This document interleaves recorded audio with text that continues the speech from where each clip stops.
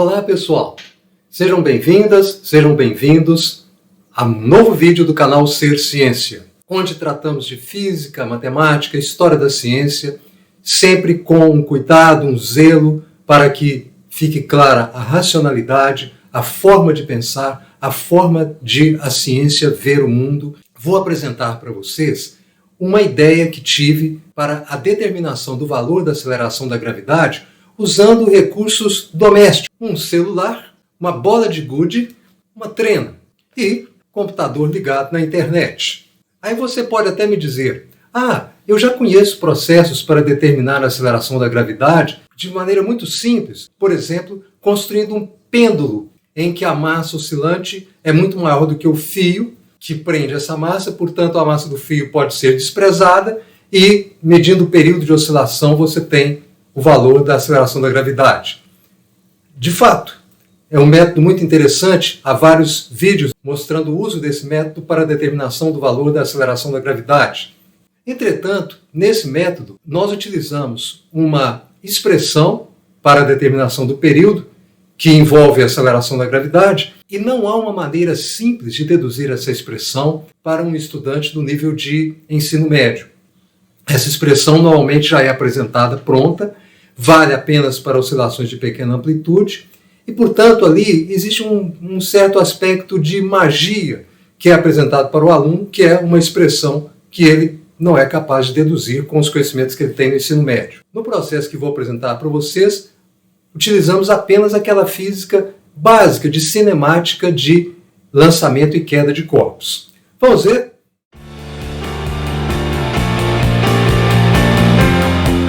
Eu estava revisitando o livro Curso de Física Básica do professor Nussensweig.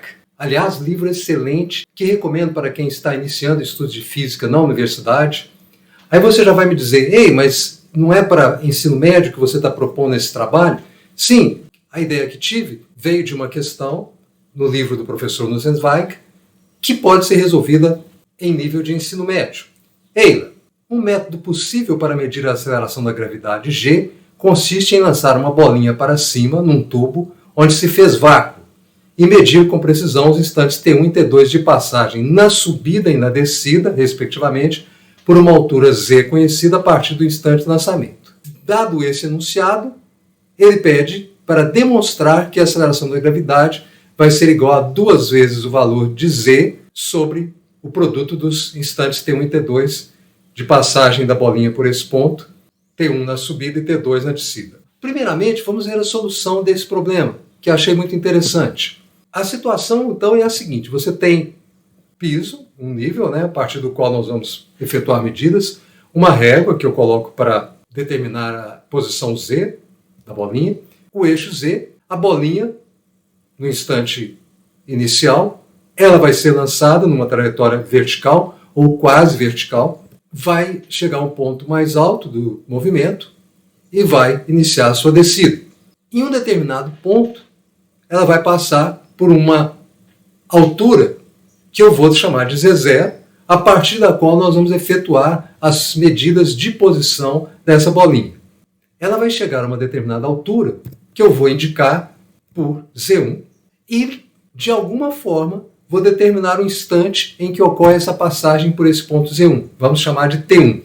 Ela chega ao ponto mais alto, começa a descer e volta a passar pelo mesmo ponto Z1 um pouco depois. Alguns instantes depois, num instante que eu vou chamar de T2. Portanto, T1 e T2 são os instantes nos quais a bolinha passa pela mesma altura Z1 medida em relação a um ponto Z0. Este ponto Z0 será aquele em que o instante será considerado zero. Será o início de medida de tempos também para nós. Essa distância entre Z0 e Z1 eu vou chamar de Z maiúsculo ou simplesmente Z, que vai ser o Z que aparece no enunciado do problema. Bom, como que seria a solução desse problema? Nós vamos aplicar a equação horária do movimento.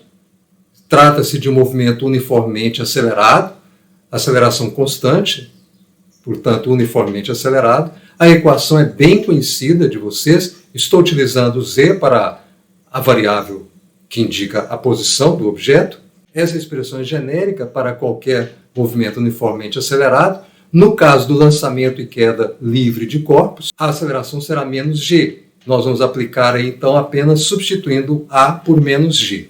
O resultado está aí.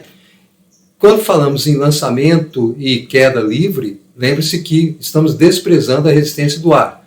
O experimento está sendo feito no vácuo. Eu não vou fazer o experimento no vácuo, mas nós vamos mostrar para vocês que, da maneira como o experimento vai ser proposto, a resistência do ar exerce um efeito muito pequeno. Eu vou colocar nessa expressão, eu vou forçar nessa expressão a posição genérica z de t assumir o valor z1, né, um valor específico. E aí aquela expressão vai ficar z1 menos z0. O z1 menos z0 é justamente o z, que por isso é colocado aqui, né? Então, z1 menos z0 vai dar o z e o resto da expressão fica desta forma. Vamos considerar nessa expressão o t como incógnita, porque o z eu consigo determinar no experimento que vou propor. A velocidade inicial eu não conheço, mas vou trabalhar nessa expressão considerando o t como incógnita. Então você já percebe aí a estrutura de uma equação do segundo grau em t, e aqui nós reescrevemos a mesma equação destacando os coeficientes em cores distintas e fazendo analogia com a forma geral da equação do segundo grau. Tratando-se de uma equação do segundo grau, nós sabemos que o produto das raízes obedece a essa propriedade, né? O produto das raízes é igual a C sobre A, o coeficiente do termo independente sobre o coeficiente do termo quadrático. Aplicando isso na nossa equação em T, T1 vezes T2 vai ser igual ao C, que é Z, sobre A, que é meio G. Aplica-se e obtemos o resultado 2Z sobre G. Daí podemos isolar o valor de G e concluir que G é igual a 2Z sobre T1, T2, que era o que foi pedido no problema proposto pelo professor Nussensweig. Uma vez visto isso, vamos testar essa ideia na prática. Como que foi feito? Utilizei uma trena semelhante a esta que eu mostro para vocês aqui. Essa trena foi colocada da forma como vocês estão vendo aqui, deixando um espaço entre ela e a parede atrás dela. Essa foto mostra melhor. Aqui embaixo vocês veem um prato de um vaso, porque eu vou lançar uma bolinha de gude, eu vou usar uma bolinha de gude, tá? E essa bola, bom, a ideia era que eu lançasse e ela caísse dentro desse prato, o que na prática não aconteceu tanto, mas não foi nenhum problema para o experimento. Aqui eu mostro o smartphone que foi utilizado, é um iPhone. Utilizei um tripé para maior segurança da filmagem, aqui na outra posição. E foi colocado dessa maneira porque eu queria utilizar a trena para medir as posições da bolinha, mas o que acontece? Aqui está a trena, semelhante à que eu utilizei. Vejam, as medidas são claras, né, são fáceis de ver. O lançamento vai ser feito de modo que a bolinha tenha a sua posição lida na trena, mas ela não vai estar sobre a trena, ela vai estar ao lado. Ela vai ser lançada ao lado da trena para que se evite o erro de paralaxe que eu vou explicar a seguir. Vendo a trena nessa posição, a bolinha vai ser lançada neste plano. Ela não pode ser lançada nem à frente da trena, nem atrás da trena. O movimento dela deve se fazer no mesmo plano que contém a fita da trena, neste plano. Por quê? E o que é o erro de paralaxe a que me referi? Suponha que aqui você tenha a trena, nessa posição, vista lateralmente, né, como eu disse. Aqui está colocada a câmera, representada por um olho, porque seria o olho do observador. No caso, é a objetiva do smartphone. Se a bolinha é vista no mesmo plano da trena, você faz uma leitura correta da posição, traçando uma linha horizontal da bolinha até a trena. Mas se você coloca a bolinha na frente da trena, a impressão do observador é que a bolinha está numa posição mais alta do que aquela que corresponde à realidade. Por outro lado, se a bolinha for lançada atrás da trena, a impressão que o observador tem é que a bolinha está abaixo da real posição dela. Este é o erro de paralaxe, que vai ser evitado lançando-se a bolinha no mesmo plano em que está a trena, nem à frente e nem atrás desse plano. Somente não ocorreria o erro de paralaxe para lançamentos atrás ou na frente da trena se a medição ocorresse exatamente no nível do observador. Neste caso, não faria diferença se a bolinha estivesse na posição correta em relação à trena, ou à frente ou atrás. É claro que isso é uma coincidência que raramente ocorrerá no experimento, daí a necessidade de se tomar esse cuidado com o possível erro de paralaxe. A montagem vista da posição da câmera é essa. Aqui um detalhe para mostrar que é perfeitamente possível identificar as medidas na trena, aqui 90 centímetros, aqui 100, 105.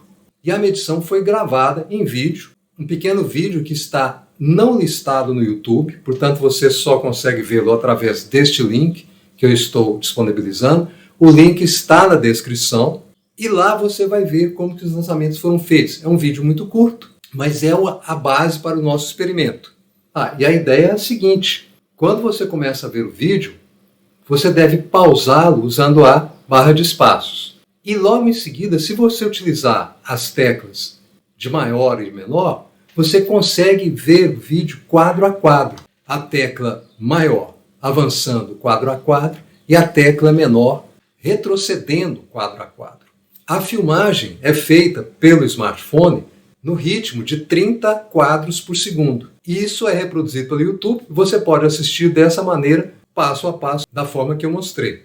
Essa é a forma que eu utilizei para medir intervalos de tempo no filme com os recursos apenas do YouTube. Portanto, você pode fazer um vídeo, como eu fiz, com as ideias que eu coloquei, lembrando de iluminar bem a cena para ficar mais visível a bolinha de gude, e depois vê-lo no YouTube, passo a passo, fazendo os cálculos que eu vou propor aqui. Bem, este é o vídeo do YouTube. Ele já foi pausado utilizando a barra de espaço, e agora eu vou utilizar a tecla maior para avançar, para localizar o movimento que eu quero mostrar para vocês, que não pode ser aceito. Vejam que apareceu ali minha mão, né, preparando para o lançamento. Estou teclando repetidamente a tecla maior. E aí vejam o que vai acontecer. Vejam, surgiu a minha mão, né, o início do lançamento, a bola iniciou a subida, e vejam, a cada intervalo de tempo, ela percorre uma distância um pouquinho menor do que no intervalo anterior. Mas no próximo, vejam, a distância aumenta, mostrando essa eventual irregularidade de duração dos quadros, o que faz com que alguns lançamentos tenham que ser descartados. No caso, foi o lançamento que ocorreu entre 1h30 e 1h31. São aproveitáveis, por exemplo, os lançamentos que você vê nestes instantes que eu estou mostrando aqui. Antes de analisar aquele lançamento, eu vou só comentar que houve alguns problemas. Por exemplo, em algum lançamento a bola fez uma parábola muito aberta, eu tive que desprezar, porque eu não conseguia lançar totalmente na vertical. Isso não é um problema, porque você está analisando a componente vertical do movimento. Mas quando a parábola é muito aberta, ela sai até do quadro de filmagem, então não posso aproveitar o lançamento. Às vezes ela batia na parede, então eu desprezo. E eu já mencionei a irregularidade do intervalo entre os quadros, que nos força a desprezar alguns lançamentos. Vamos ver o lançamento em 1h20? Olha como que foi feito. Então, este é o lançamento que eu vou utilizar. A barra de espaço foi utilizada para pausar o vídeo no instante 1:2.20. Utilizando a tecla maior, minha mão apareceu. Nesse instante, neste quadro, a bolinha já está livre da minha mão. Eu posso utilizá-lo como o T0. Então é o 0 para mim, tá? E aí eu vou contando. 1, 2, 3, 4, 5 quadros. Vou considerar este quadro como aquele que vai definir o instante T1. O Z é essa posição, aqui o Z1, tá? Vai ser marcada, vai ser mostrada mais à frente, porque eu vou utilizar o print screen para copiar essa tela, colá-la no Paint e trabalhar essas medidas de uma forma mais segura, mais precisa. Então o T1 vai ser 5 quadros. Aí eu prossigo agora a contagem, vou colocar o cursor na posição em que o T1 foi medido, porque é para essa posição, para essa altura, que a bolinha tem que voltar novamente para que eu determine o instante T2. Então, prosseguindo, no tecla maior, 6, 7, 8, 9, 10, vejam, chegou ao ponto mais alto, 11, 12, 13, 14. Vejam, ela voltou quase exatamente à mesma posição. Eu vou fazer uma pequena correção lá, no cálculo, vocês vão ver logo a seguir, mas então o T2 vai ser 14 quadros e o T1 5 quadros. O T2 vai ter uma pequena correção, porque vocês vão ver que ela não volta exatamente à mesma posição, isso vai ser mostrado posteriormente. E aí eu posso completar o movimento só para admirarmos a queda da bolinha até o final. Então, considerando aquele lançamento em 1,20, né, o Z0 é obtido fazendo print screen na tela, colocando no Paint, aí eu ampliei e pedi para traçar a linha horizontal, peguei o meio aqui, tá? Você vê que a bolinha aqui fica quase que uma sombra, porque ela está num instante de velocidade ainda alta, mas a gente pega mais ou menos a metade da sombra, né, desse vulto. Veja que aí tem uma pequena margem de erro, faz parte do experimento, de qualquer experimento em ciência. Pede-se para o Paint traçar uma linha horizontal e isso te permite determinar o valor de Z0. Tá aí anotado. A partir do instante T0, que é aquele anterior, eu contei 5 passos, 5 quadros, como já foi mostrado. Ela chega nessa posição, vai ser o Z1, ela está subindo aqui. Como a velocidade é menor, ela está mais bem definida. Você pega a metade, de novo, né? Print screen, Paint, amplia, traço horizontal pela metade do vulto, né? Que representa a bolinha, determina Z1. Tá? 5 quadros, porque eu contei até 5, cada quadro 1/30 de segundo, porque o ritmo de filmagem é 30 quadros por segundo. Z1 foi anotado. T2, você espera a bolinha na queda passar quase pela mesma posição. O ideal é que seja pela mesma posição, mas isso ocorre apenas em alguns lançamentos, alguma coincidência. Vocês vão ver como que eu vou lidar com isso. Eu contei até 14 quando ela passa por esse ponto, que é quase exatamente a posição Z1, mas difere da posição Z1 por 0,3 centímetros. Tá?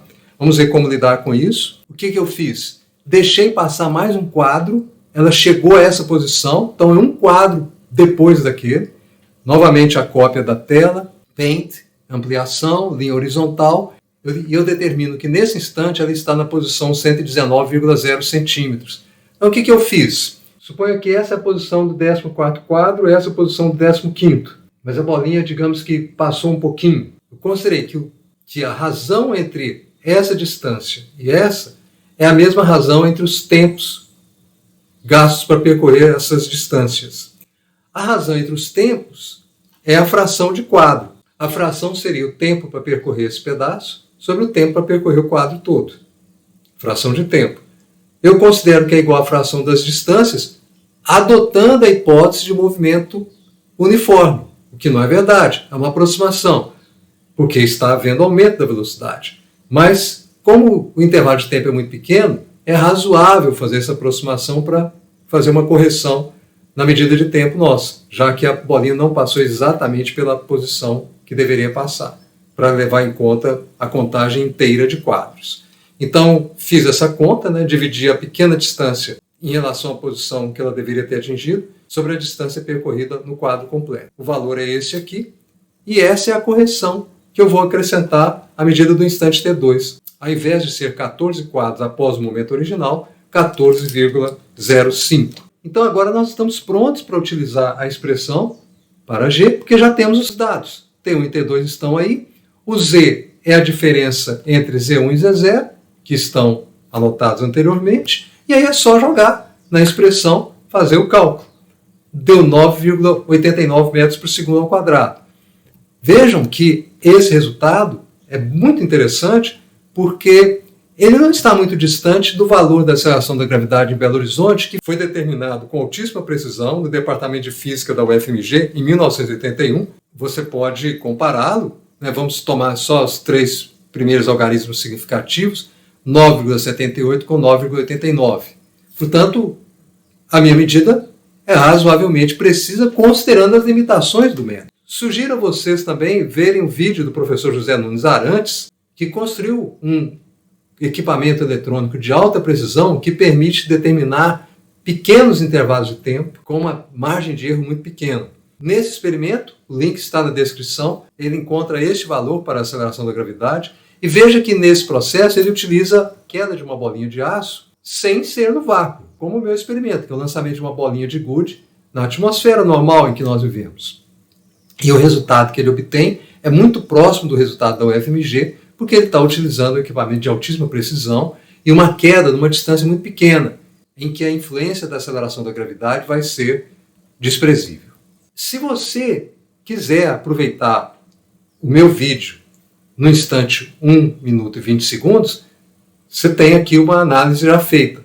Mas eu dou a sugestão de você utilizar, por exemplo, de 1 minuto e 12, que ficou bom, não há irregularidade de intervalos, e especialmente o de 1 minuto e 27. Porque nesse há uma coincidência no valor de Z1 no instante da subida e da queda. Há uma posição, você vai identificá-la lá no vídeo, em que a bolinha passa por um determinado ponto Z1 e quando ela volta alguns quadros depois, ela passa quase que exatamente pelo mesmo ponto Z1, portanto a determinação de T2 é por mera contagem de quadros, como eu estava fazendo, sem precisar introduzir aquela correção, que no caso meu foi de 0,05 quadros. Tá?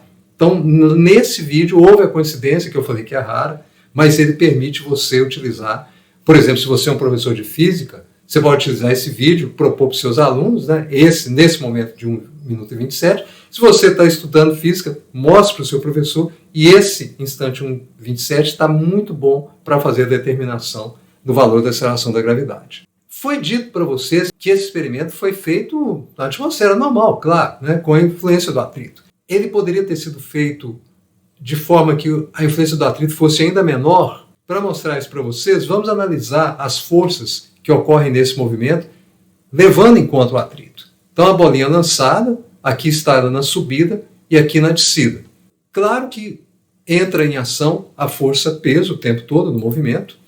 Quando ela está subindo, também há o atrito, sempre o atrito se opondo à velocidade, portanto, como ele está subindo, o atrito atua para baixo. E quando ela está descendo, temos novamente a força-peso e o atrito dessa vez atuando para cima, porque está se opondo à velocidade. A segunda lei de Newton, que nos diz que a resultante é massa vezes aceleração, como que vai ficar? Olha, a resultante, no caso da subida, adotando o sentido negativo para baixo, será menos mg menos a força de atrito, que pode ser representada como proporcional a uma potência n do módulo da velocidade desse objeto. Essa expressão é obtida experimentalmente, com face medidas diretas, é possível fazer isso.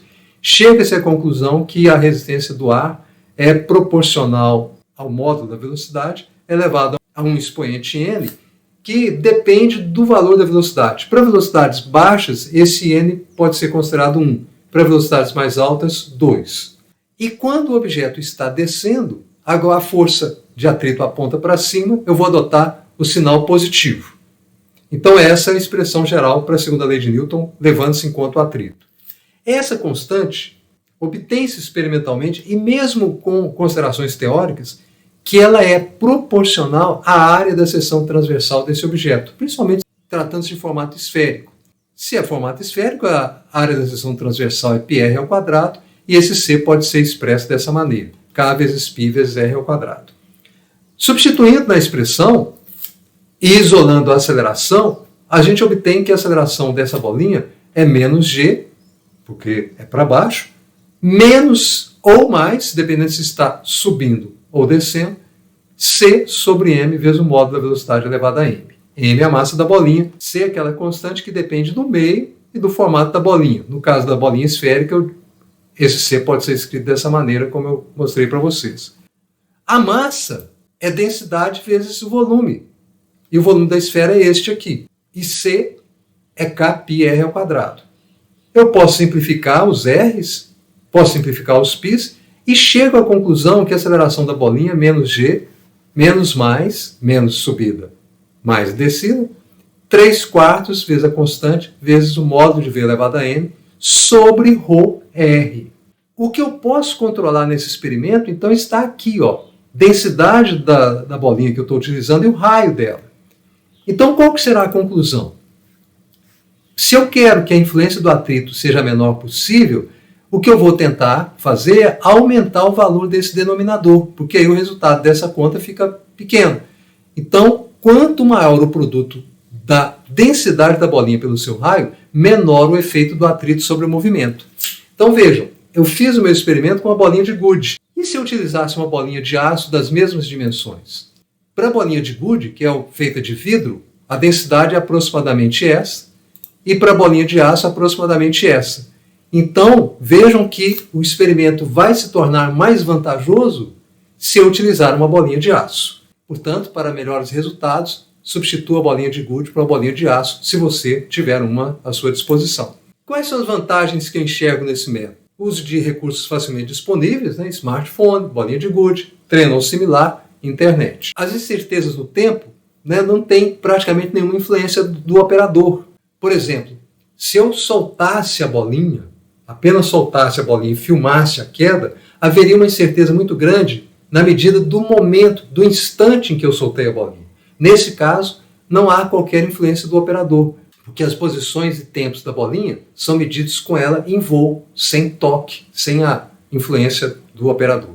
É possível, portanto, uma determinação razoavelmente precisa da aceleração da gravidade, mesmo sem a disponibilidade de vácuo, que dificilmente é conseguida em circunstâncias domésticas. Na verdade, nem saberia como fazer isso em circunstâncias domésticas.